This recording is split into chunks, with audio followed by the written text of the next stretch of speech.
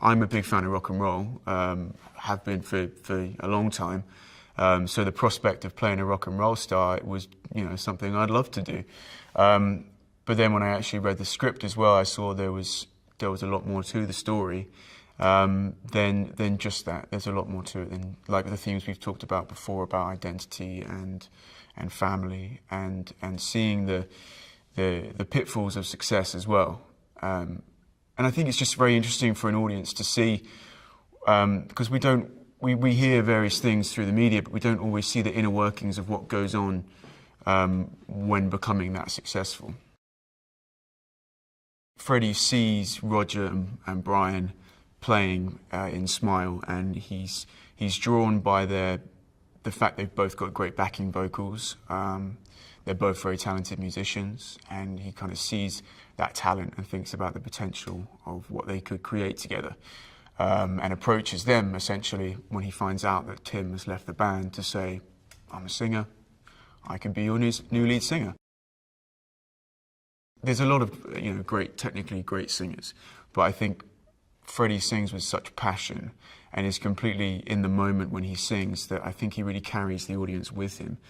And I think that's what made him so appealing. And I mean, there's some I could go through particular songs and particular live performances where there's certain notes that he hits and the way that he hits them, which just they almost pierce your soul in a way, And I think that's what made him so special. And then on top of all of that, he's also a brilliant songwriter and responsible for writing Bohemian Rhapsody and these classics that will be remembered for as long as we can think of. What makes Bohemian Rhapsody so unique is that no one would ever have thought that song would be a hit. There's so many different genres in there. There's EMI, the label, wanted to split the song into different songs because they thought it was, there was just too much going on. There's too many genres. It's too long. And I think Freddie was like, no, this is my vision. I'm going to make this song, and if people like it, they like it, and if they don't, they don't. But it's going to be ours, and it's going to be entirely ours. And then it's just by some stroke of genius, the entire nation went crazy for it. It was great working with him, and he took it very seriously. He stayed in his northern accent, his British northern accent, the entire time on and off set, and took it home to his partner as well, I think. And he was brilliant. He's just the kind of guy who's just can't not be funny. He was just cracking us up all day long, and it felt like he wasn't even trying to. He kept doing all these things. He kept. Before every take, he'd always be like slapping his wrists, going, "It's just for funsies," and stuff like this, which I know, like I do it, doesn't sound funny. When he does it, it's hilarious. It's just absolutely hilarious.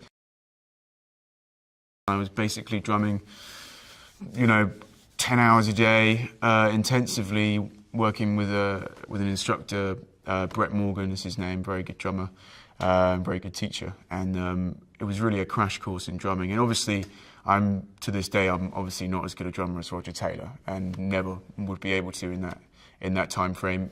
Maybe not even in 50 years. Who knows? He's obviously a very talented drummer. That's why he is where he is. But at least to do the best I could to convey his style, his showmanship. I was trying to focus more on how he drums rather than just being good at playing the drums. I've played people who have been and gone, but I've never played someone who is living today, and I found it quite daunting. And I think it took me a while to get to grips with the fact that my job is not to be them. My job is not to impersonate them. It's not to be exactly like them, because there's certain things that I can't change to make myself like him. We're physically different. We're vocally we're quite different as well. My job is to give an essence of Roger, and the strongest essence I can, whilst also being true to the text and serving the purposes of this film. So it took me a while to get to grips with that, but once I felt a lot more comfortable with that. Queen often get lumped in the genre of, I suppose, rock and roll maybe, but there's so much more than that. You know, I think what made them so unique is in a lot of their songs they'll have some heavy rock material, and then also go into a kind of slightly more musical theatre or opera or just really melodic, and they really kind of played with those existing genres and bended them and to create a whole new genre which I couldn't even give you a word for. Queen, yeah. Selfishly, I think what I would like people to walk away from this film thinking is, hey, maybe we should get back into rock and roll. Maybe we should have some more rock and roll bands.